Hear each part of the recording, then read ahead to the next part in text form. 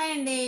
మరి next period అండి. అదే కావేరి బస్సు. ఎందుకు ఆళ్ళు కూడా మనలాగా సమాజంలో మనం సమాజం అంటే జాయింట్ ఫ్యామిలీ అనుకున్నామండి.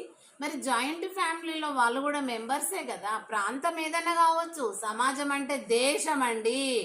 దేశం అంటే మట్టి కాదు. ఈ దేశం అంటే మనుషులోయ్. గురజాడ అప్పారావు గారు అన్నారు కదండి.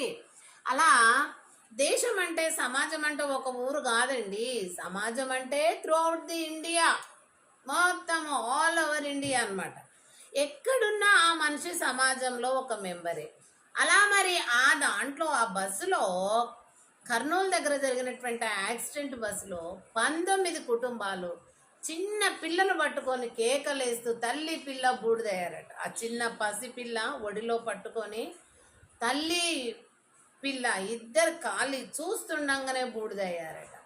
మళ్ళీ అదేవిధంగా ముసలోళ్ళు, వయసు వాళ్ళు, మరి యువకులు, ఉద్యోగానికి వెళ్ళే పిల్లలు, మరి ఊర్లలోకి ప్రయాణం చేసేటటువంటి వాళ్ళు, అన్ని రకాల వయసులో ఉన్నటువంటి వాళ్ళు, పనుల మీద వెళ్ళే వాళ్ళు, మరి అందరు కూడా చనిపోయారండి. వాళ్ళ నాదాలు వింటే ఎంత బాధ, ఎంత ఘోరం. మనమైతే మరి భగవంతుడు మరి క్షేమంగా ఉంచిండు కాబట్టి మనము ఉన్నాము. కానీ అలాంటి ప్రమాదము వాళ్ళకి జరిగింది మనకు కాలేదు కదా అని ఊకోవడం కాదండి.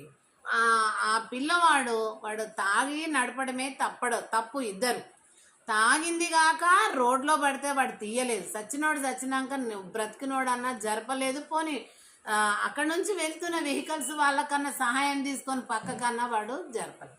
అది పక్కకు వాడు జరిపింటే వేరే వాళ్ళ హెల్ప్ తీసుకొని ఇంత పెద్ద ప్రమాదం, ఇంతమంది కాలిపోయి బూడిదయ్యే వాళ్ళు కాదండి.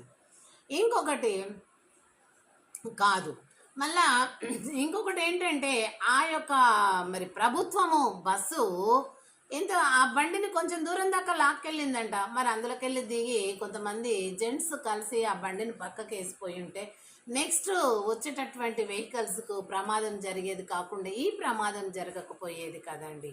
అది రోడ్లో ఉండడం వలన మరి ఆ రకంగా వచ్చి దానికి ఢీ కొట్టగానే ఆ ట్యాంకులలో ఉన్నటువంటి ఇక్కడ ఇంజను, బస్సు ఇంజను, అక్కడ వాడి బండి పెట్రోల్ ట్యాంకు, మరి అదంతా కూడా రెండు ఢీకొని మరి మంటలు వచ్చేసి అందులో ఉన్న వాళ్ళు కాలి బూడిదయ్యారండి. ఎంత ఘోరం కదండి.